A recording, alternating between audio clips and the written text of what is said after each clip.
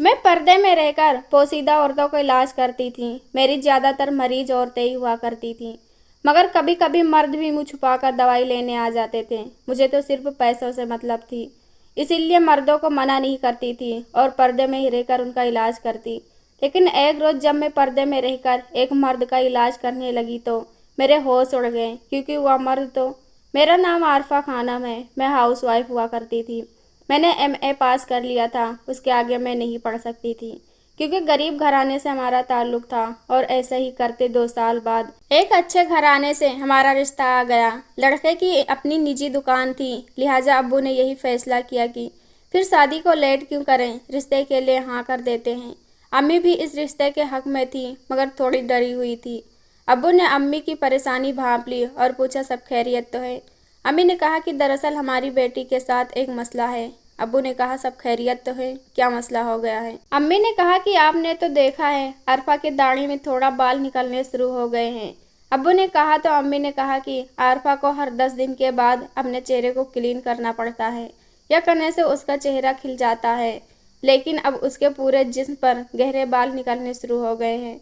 अब्बू ने कहा, सकीना तुम कैसी बातें कर रही हो, जवानी में तो हर बच्चों के बाल गहरे होते ही हैं। आहिस्ता आहिस्ता वक्त गुजरने के सब नॉर्मल हो जाते हैं। उन सब बच्चियों की शादी नहीं होती, हमारी बच्ची तो इतनी प्यारी है। या तो हार्मोन्स प्रॉब्लम होती है, वक्त के साथ खुद ही ठीक हो जाएंगे, वरना इलाज से तो ठीक हो ही जाएंगे। अब्बू ने कहा, छोड़ो, यह बहुत नॉर्मल बात है, तुम फिजूल में परेशान हो रही हो। हम लड़के वालों को घर बुला लेते हैं ताकि शादी की तारीख तय कर सकें। अब्बू ने तो अपना फैसला सुना दिया था, मगर अम्मी संतुष्ट नहीं हुई थी। अगुआ ने खाना खाया और घर से बाहर चले गए। मैं अपने कमरे से ही अब्बू और अम्मी की बातें सुन रही थी। अम्मी मेरे कमरे में आई, एक नज़र मुझ पर डाली और कहने लगी, कोई बात नहीं बेटा, परेशान होने की ज़रूरत नहीं है। हो सकता है तुम्हारे अब्बू की बात सही हो, हम कुछ ज़्यादा ही सोच रहे हैं। मैं खामोश हो गई। अम्मी वापस चली गई। मैं दिन में कई बार आईने के सामने खड़े होकर अपना चेहरा देखती और हर वक्त यही सोचती कि ऊपर वाले ने मुझे इतनी अच्छी शक्ल और सूरत दी है, लेकिन चेहरे पर बाल देकर मुझे आजमाइश में डाल दिया है। पिछले कई दिनों से मेरी यही प्रॉब्लम चली आ रही थी। कई जगहों से दवाइयाँ भी ली थी, लेकिन कुछ फर्क नहीं पड़ रहा था। खैर, मेहमानों को घर बुलाया गया। लड़के की माँ ने मुझे देखकर फौरन शादी की तारीख रखना चाहिए, लेकिन अब्बू ने उनसे कम 6 माह का वक्त मांग लिया, क्योंकि इन दिनों अब्बू की मासी हालात कुछ ठीक नहीं थी। ऊपर से शादी के लिए खर्चे उठाना कोई मामूल बात नहीं थी। लड़के वाले 6 माह के लिए तैयार नहीं थे, लेकिन अब्बू ने उन्हें कैसे भी करके राजी कर लिया। शादी की तारीख पक्की हो गई और तय हो गया कि किसी इमरजेंसी के बाद शादी के फंक्शन का प्रोग्राम करेंगे। अब्बू दिन रात मेहनत करने लगे, 2-2 कमेटी भी भरने लगे। अब्बू कपड़े का काम करते थे और इसके बाद आमदनी बढ़ाने के लिए अब्बू फल भी बेचने लगे। अम्मी तो पहले से ही बहुत चुस्त और तंग हाथ इंसान थी और अब तो पैसे दांतों से पकड़कर खर्च करने लगी थी। मेरे 2 भाई थे और दोनों छोटे थे, इस वक्त स्कूल में पढ़ रहे थे। मेरी शादी की तैयारी होने लगी। 6 माह गुजर गया और फिर शादी की तारीख आ गई। इन 6 महीनों में अम्मी अब्बू ने बहुत मेहनत की थी और खैरियत से हमारी शादी अच्छे से हो गई। मैं विदा होकर अपने घर चली आई। अपने शौहर के घर यही वह घर था जहां अब मुझे मरते दम तक रहना था। दरअसल मेरा असली घर यही था। अम्मी ने मुझे यही बताकर घर से विदा किया था कि मोहब्बत, प्यार और अखलाक से अपने ससुराल वालों का दिल जीतना, क्योंकि घर बसाने के लिए यही 2 हथियार हैं। मैंने अम्मी से वादा कर लिया था कि जो मुझसे हो सकेगा मैं हर वह काम करूंगी अपना घर बसाने के लिए। खैरियत से मेरे सास और ससुर दोनों थे। ससुर सरकारी नौकरी से रिटायर होकर आराम की ज़िंदगी जी रहे थे। एक जेठ था, मगर वह शादीशुदा था। 2 बच्चे भी थे और दूसरे शहर में नौकरी करते थे। 1 साल से अपनी बीवी बच्चों को अपने साथ शहर ले गया था। लिहाजा एक नंद थी, वह भी बड़ी थी और शादीशुदा थी, जबकि एक नंद मेरे शौहर से छोटी थी और वह एमए कर रही थी। जब मेरे ससुर रिटायर हुए तो उन्होंने मेरे शौहर का एक होटल शुरू करवा दिया और वहीं से वह बिजनेस की तरफ आ गए और पढ़ाई को रोक दिया। मेरे पति का नाम मुजीब था। शादी को 1 महीना गुजर गया था और इस 1 महीने में हर 10 दिन पर मैं क्लीन कर लिया करती थी चेहरे को। मेरे पति को मेरे चेहरे पर बढ़ते हुए बालों का पता ना चला, लेकिन ऐसी बातें ज़्यादा दिन तक छुपाई नहीं जा सकती। शादी के 3 माह बाद एक और आजमाइश शुरू हो गई। मेरे बाकी जिस्म के बाल भी सख्त और बढ़ने लगे थे।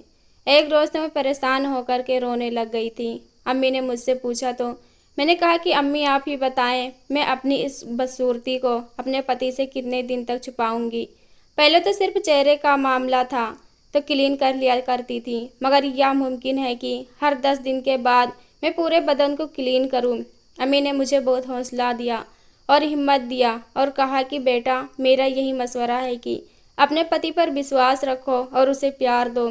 आजकल किस बीमारी का इलाज नहीं है, मगर मुकम्मल इलाज ना हो तो नॉर्मल हो जाता है।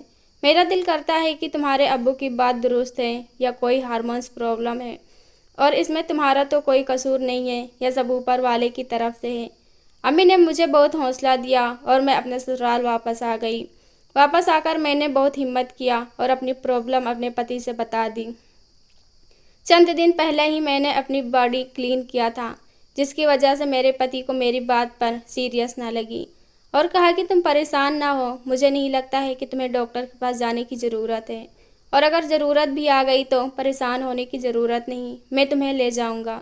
मुझे कुछ तसल्ली तो हुई, लेकिन दिल अभी भी डरा हुआ था। मैंने सोचा कि इस बार जब मेरे जिस्म पर बाल आएंगे तो मैं चेहरे के अलावा जिस्म के बालों को क्लीन नहीं करूंगी, ताकि मेरे शौहर मुझे डॉक्टर के पास ले जाएं। लेकिन जब जिस्म के बाल गहरे हुए तो मेरे पति को भी यह नापसंद थे। उन्होंने एक डॉक्टर को पता किया और मुझे उसके पास ले गए और मेरा इलाज शुरू हुआ।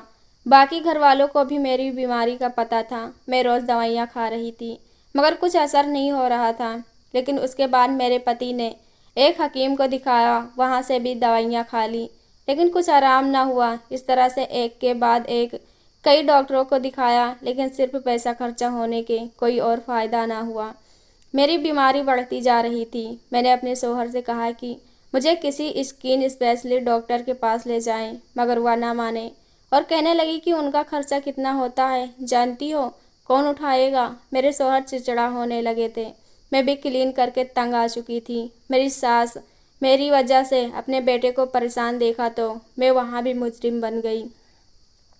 सास हर वक्त मुझे ताने मारने लगी और घर में लड़ाई झगड़ा शुरू हो गया। मेरा तो कोई पुरसाने हाल ना था, ना कोई सुनने वाला था और ना ही कोई समझाने वाला था कि मैं कसूरवार नहीं हूँ। मैं तो खुद एक बीमारी का शिकार हूँ। मेरे पति मुझसे खींचे खींचे रहने लगे और हद तो तब हुई जब उन्होंने मुझसे अपना कमरा अलग कर लिया। कहने लगे तुम्हें मुझसे घिन आती है। मेरे दिल पर तो कयामत टूट पड़ी थी। मैं वापस अपने घर आ गई थी। मैंने अपने अब्बू को बता दिया।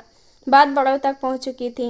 बड़ों ने आपस में बात करने शुरू किए, लेकिन कोई हल ना निकला। एक दिन मैंने घर जाने का इरादा किया। मैंने यही सोचा कि मैं पति को मना लूँगी, उन्हें समझाने की कोशिश करूँगी। अगर उन्हें मुझसे किसी बात से तकलीफ़ पहुँची तो मैं माफ़ी मांग लूँगी। मैं अपने कपड़े बैग में रख रही थी और उस वक्त मेरे सारे ख्वाब चकनाचूर हो गए थे जब दरवाजे पर दस्तक हुई और अम्मी एक लिफाफा लेकर कमरे में आई। कहने लगी, बेटा देखो ये किसने भेजा है। मैंने लिफाफा खोला और देखा। देखते ही मेरे पैरों तले से ज़मीन निकल गई थी। वह तलाकनामा था। मेरे पति ने मुझे तलाक दे दिया था। ऐसा जुर्म जो मैंने किया ही नहीं था। मेरी ज़िंदगी में तो अंधेरा ही छा गया था। मेरी ज़िंदगी का वह दरवाज़ा बंद हो गया था जो मैं कभी बंद करना ही नहीं चाहती थी। मुझसे यह सदमा बर्दाश्त ना हुआ। मैं अंधेरे में गिरती चली गई। औरत के लिए उसका घर टूट जाने से बड़ा कोई और सदमा नहीं होता। 6 माह अपना घर टूट जाने के शौक में गुजर गए। एक रोज़ अम्मी मुझे घर के करीबी पार्क में ले गई। मैंने घर से निकलना भी बंद कर दिया था। अब अम्मी मुझे किसी न किसी बहाने से घर से बाहर ले जाने लगी थी ताकि मैं दोबारा ज़िंदगी की तरफ लौट सकूं। पार्क के बाहर कई ठेले वाले खड़े थे। मैं बेंच पर बैठ गई।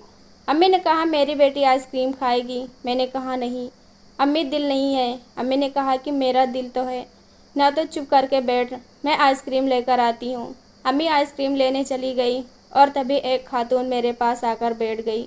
वह किसी से फ़ोन पर बातें कर रही थी। वह जब फ़ोन रखी तो मुझे गौर से देखने लगी। मैंने खुद को देखना ही छोड़ दिया था। वह देखकर मुझे कहने लगी, बहुत प्यारी लगती हो, क्या हुलिया बना रखा है, क्लीन कर लिया करो। दिल तो पहले ही गम में टूटा हुआ था। घर आया और मैं रोने लग गई। वह परेशान हो गई और मुझे चुप कराने लग गई। इतने में अम्मी भी आइसक्रीम लेकर वापस आ गई थी। आखिर जब दिल को हौसला आया तो अम्मी ने उससे सारा मसला बताया। और वह औरत बोली, जो हुआ सो हुआ। दरअसल यह ज़माना ही ऐसा है, यहाँ पर कोई किसी को नहीं समझता। लेकिन परेशान ना हो, इसका इलाज मेरे पास है। तो मैं चौंक कर उसे देखने लगी, कहने लगी कि औरतों के ऐसे कई बीमारी के इलाज मेरे पास हैं, मैं इसका इलाज जानती हूँ। मैं आपसे पैसे भी नहीं लूँगी, क्योंकि मुझे इस बच्ची पर तरस आ रहा है। यह बेकसूर है। उसने अम्मी को अपने घर का एड्रेस दिया और हम अगले ही दिन उसके घर पहुँच गए। मेरा इलाज शुरू हो गया। तकरीबन 8 महीने मेरा इलाज चला और मैं बिल्कुल ठीक हो गई। बस मैं तो उस औरत का मुरीद हो गई। वह औरत बहुत ही नेक थी। अगर किसी का भी इलाज उसके बस में ना हो तो पैसे बटोरने के बजाय पहले ही इनकार कर देती थी। मैंने भी उस औरत से कहना शुरू कर दिया कि मुझे भी यह काम सिखाएं। आखिर उसने मुझे अपने पास रख लिया और मैं 6 माह तक उसके पास काम सीखती रही। इसी दौरान मेरी दूसरी शादी हो गई और शादी के बाद मैंने अपने मोहसिन को खैराबाद कह दिया और अपने ससुराल में पर्दे में रहकर औरतों का इलाज करना शुरू कर दिया।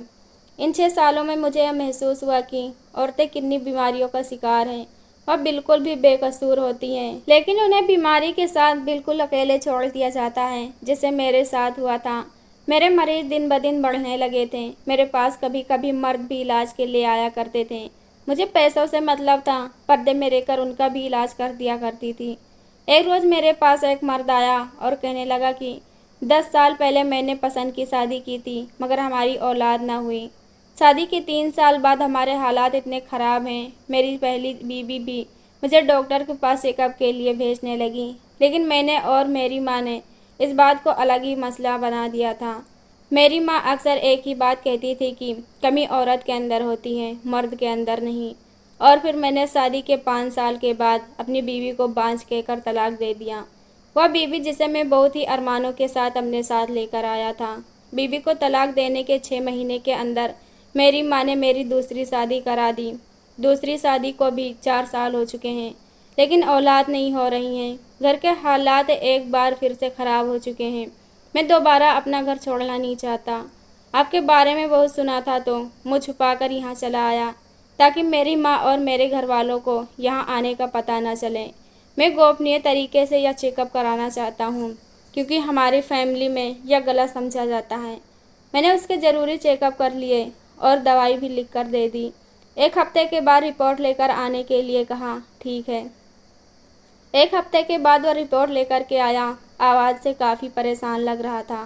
मैंने उसके चेकअप लिए और तसल्ली से उसे बिठाया।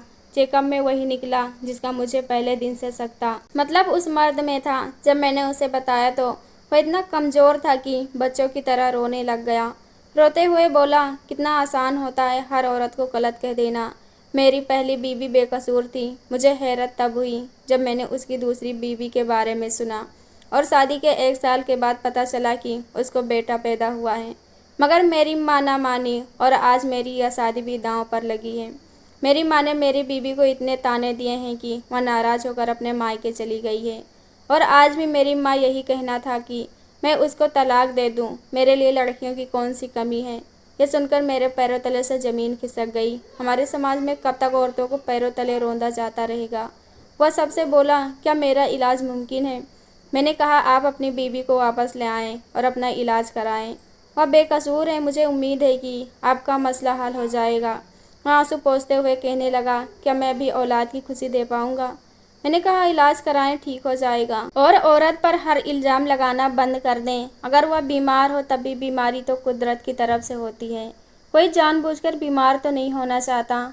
किसी को बीमारी की वजह से उसे अकेला छोड़ देना यह बहुत ही नाइंसाफ़ी है। वह शख्स कहने लगा, आप बिल्कुल सही कह रही हैं। और उसने मेरे पास से तकरीबन 2 साल तक इलाज करवाया। अपनी बीवी को मना कर वह वापस ले आया और 2 साल के बाद उसके घर में एक बेटा पैदा हुआ। उसकी गोद भर चुकी थी। वह अपने माँ के इतने दबाव में था कि चुपके से 2 साल तक इलाज करवाता रहा और बच्चे के पैदाइश के बाद उसने यह सिद्ध कर दिया कि उसकी बीवी कसूरवार नहीं थी, न पहले वाली बीवी और ना ही बाद वाली बीवी, बल्कि वह खुद भी बीमारी का शिकार था। मैं तो उसे भी कसूरवार नहीं कहूँगी।